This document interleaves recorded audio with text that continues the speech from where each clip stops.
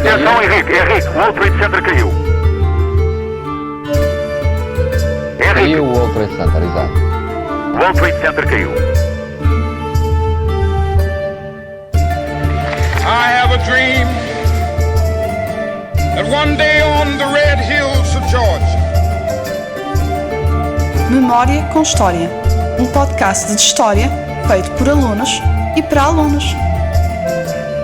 Grândola, Vila Morena, terra da fraternidade. O povo é quem mais ordena dentro de ti, ó cidade.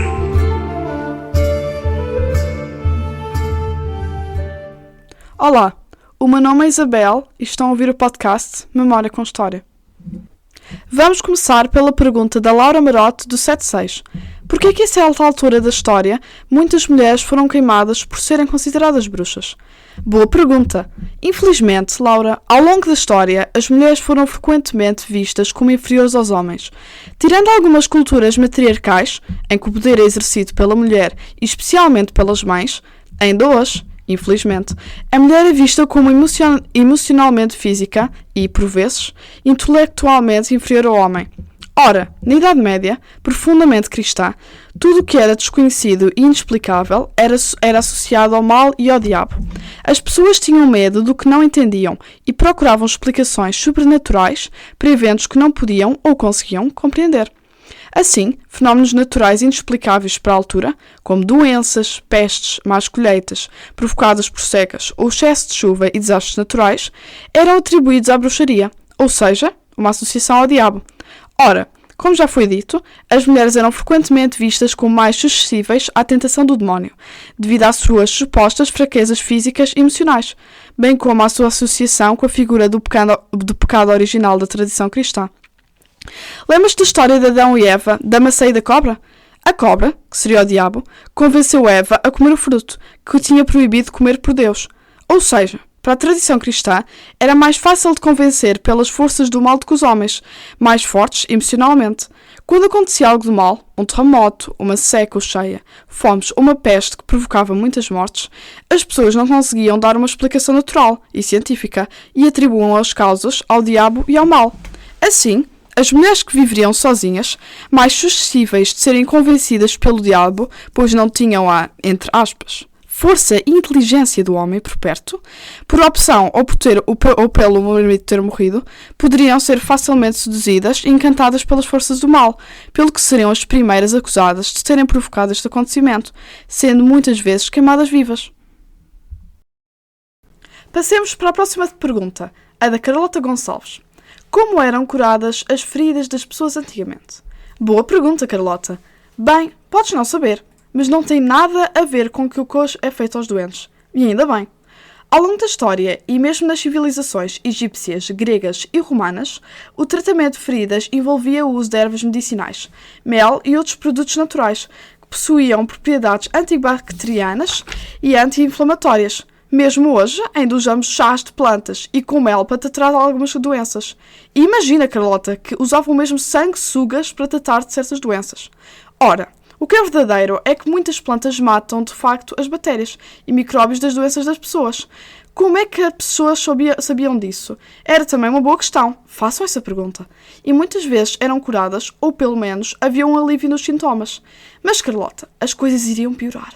Na Idade Média, as feridas eram limpas com água e vinho, e depois cobertas com líquidos como vinho fervido e óleos, ou misturas à base de plantas. Que nojo, não? A Vanessa Gama fez-nos a seguinte pergunta. Como lavavam os dentes antigamente? Mais uma pergunta de higiene ao longo da história. Obrigado, Vanessa. Bem, primeiro é preciso dizer que as pessoas tinham noção que a saúde dos dentes era importante. Não sabemos como nem quando se aperceberam desse pormenor, mas que sabemos, sabemos. Muitas vezes, quando se tem uma saúde fraca, os primeiros sintomas, ainda antes de aparecer a doença, notavam-se nos dentes. As cáries começaram a doer e posteriormente a cair os dentes. Assim, começou-se a associar uma má saúde com os dentes. Assim, é preciso dizer que, apesar deste conhecimento, não se lavavam os dedos como hoje. Imagina o cheiro que saía daquelas bocas. Nas primeiras civilizações, como na egípcia, deveria usar-se pequenos ramos de árvores palitos e misturas de casca de ovo e carvão vegetal para limpar e esfregar os dentes e a boca. Ou seja, não havia cá nada de pasta de dentes. Na Idade Média, sabemos que as pessoas sofriam muito com os dentes. A higiene da boca era muito, muito fraca. Não havia evolução nenhuma da higiene dentária. Ou seja, continuavam a limpar com pós de ervas ou cinzas. Pelo que, com as cálices, as dores seriam muito intensas e os dentes teriam de ser retirados. Como não havia dentistas, não havia instrumentos próprios. Os dentes eram arrancados da raiz. Imagina a dor, porque não havia anestesia. Bem, havia. Mas era dar de beber ao coitado uma bebida com um teor de álcool muito grande. Como deves perceber, as pessoas antigamente tinham muitos poucos dentes. Porque quando havia problemas e a dor era insuportável, como não sabiam curar as dores, arrancavam logo o dente. E agora uma pergunta totalmente diferente. Porquê é que os franceses têm fama de não tomar banho? Esta pergunta foi feita pela Maria Sofia Feira. Obrigada pela pergunta, Maria Sofia. Atenção que, antes do século XIX, a higiene pessoal não era uma prioridade para a maior parte das pessoas. Francesas, suecas ou romanas, todas. Os romanos e os gregos antigos ligavam muito mais à higiene pessoal, mas na Idade Média isso passou para segundo plano. Na Idade Média, muitas pessoas achavam que tomar banho era considerado desnecessário, ou até mesmo mau para a saúde, imagina. Por outro lado, até haver esgotos e água canalizada, as pessoas tinham de ir buscar água para consumo e banhos locais, que por vezes eram longe. Imaginem vocês irem buscar água a quilómetros de distância, o trabalho que dava. Obviamente, a maior parte das pessoas tentavam poupar água, para evitar de ter esse trabalho muitas vezes. E como é que se poupava? Pois, no banho. E mesmo quando tomavam banho, a mesma água do banho tinha de dar para a família toda. Numa família de 10 pessoas, numa banheira era enchida de água. E cada um de vez limpava-se nessa água. Primeiro era o chefe da família e os últimos eram os filhos mais novos. Imagina a cor da água quando o filho mais pequeno ia tomar banho. Se fosse muito bebê, a mãe tinha de ter cuidado, pois se o deixasse cair na banheira, ainda o perdia e nunca a viu mais. Eu estou a brincar, Maria Sofia. Bem, mas voltemos à questão dos franceses. Como vês, a falta de higiene corporal não era só dos franceses, mas sim quase universal. No entanto, ficou essa ideia, esse estereótipo de não tomarem banho. E de onde surgiu originalmente essa ideia? Não se sabe. Há uma ideia de que a palavra francesa bain refere-se a banho de imersão, numa banheira, e os franceses preferem duche, mas associou-se bain a banho, e ficou essa ideia, que eles não tomam banho. E agora passamos da higiene para a culinária, com a Diana Miraglia do 76, que fez a seguinte pergunta. Como as pessoas sabiam que algumas comidas eram venenosas? Olá, Diana. Em primeiro lugar, pela experiência. Muitos dos nossos antepassados devem ter morrido, ou pelo menos terem apanhado um susto, ou até pior. O primeiro ano baseou-se na tentativa e erro, ou seja, comiam e se fizesse mal, ou como foi dito, muito pior, como a morte, deixavam de comer e transmitiam a outras pessoas e povos. Aquilo faz mal, mesmo muito mal, e deixava, obviamente, de ser consumido. Ou seja, se alguém adoecesse ou morresse após consumir um alimento específico, isso serviria como um aviso para outros evitarem esse alimento no futuro, passando essa informação de geração em geração. Depois, também pela observação, pois começaram a comparar os alimentos com aqueles que tinham consumido. Alimentos com cores muito fortes ou com espinhos não seria boa ideia de consumir, porque pela experiência passada com alimentos semelhantes, tinham corrido muito mal.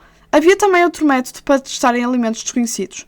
Começar por experimentar em pequenas quantidades. Por outro lado, houve pessoas que, sabendo que os alimentos eram venenosos, como por exemplo aquele peixe venenoso altamente mortal que é consumido pelos japoneses, conseguiriam, através de várias tentativas, neutralizar o veneno. Espero não meter água nesta. A próxima pergunta é da Diana Souza do 76. Nas viagens de barco que duravam mais de 5 meses, como faziam as suas necessidades? Bem, Diana, a higiene não era o forte das pessoas na época dos descobrimentos. Mas estando num barco, o banho não seria problema, pois não, Diana? A água não faltava, apesar de ser salgada. O que não falta no oceano é água. Atenção, Diana, que com perguntas para viagens de mais de 5 meses, a água doce era extremamente importante para ser consumida, pelo que não era usada para a higiene. Pior seria lidar com os dejetos humanos. Sim, cocó e xixi. Mas mesmo aí, havia um oceano imenso para deitar essas coisas nojentas. E é tudo pelo mar. Por vezes, na parte lateral dos barcos, havia uns buracos onde os marinheiros podiam fazer as suas necessidades para o mar. Para achocolatar as coisas, vamos passar para a pergunta da Gabriela Sampaio, do 711. Porquê é que o chocolate suíço é tão bom? Mas que pergunta tão doce, Gabriela. Já estou até a salivar. Mas tens toda a razão.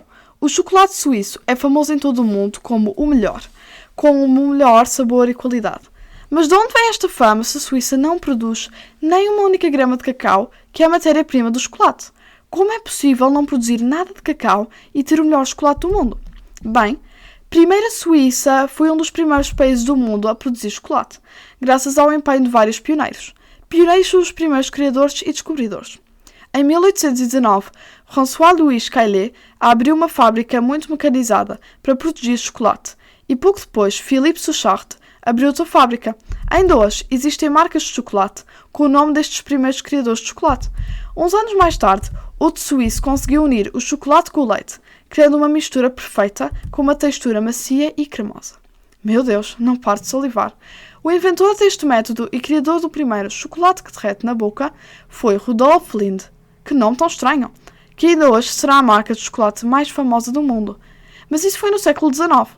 Os suíços não dormiram sobre a sua fama chocolateira e hoje em dia continuam a dominar a produção de chocolate. Como? Primeira experiência. Suíça foi acumulando ao longo dos 200 anos. Sim, a experiência conta, Gabriela. Depois, as marcas suíças apenas compram cacau de elevadíssima qualidade. Não é qualquer cacau que vai para uma fábrica suíça. Só se compra o de maior qualidade. Além disso, o leite utilizado também é de grande qualidade, assim como os restantes ingredientes. E além disso, os fabricantes suíços empregam técnicas de produção meticulosas e avançadas, garantindo uma consciência excepcional e preservando os sabores naturais dos ingredientes. Até a embalagem é estudada para preservar o sabor do chocolate. Imagina! E depois, estão sempre a investigar e inovar com os novos sabores e texturas. Como vês, são muitas as razões para serem os melhores chocolates do mundo. E agora vou abrir uma tablete de chocolate suíço e saborear para ganhar energia para as próximas perguntas. Tão bom!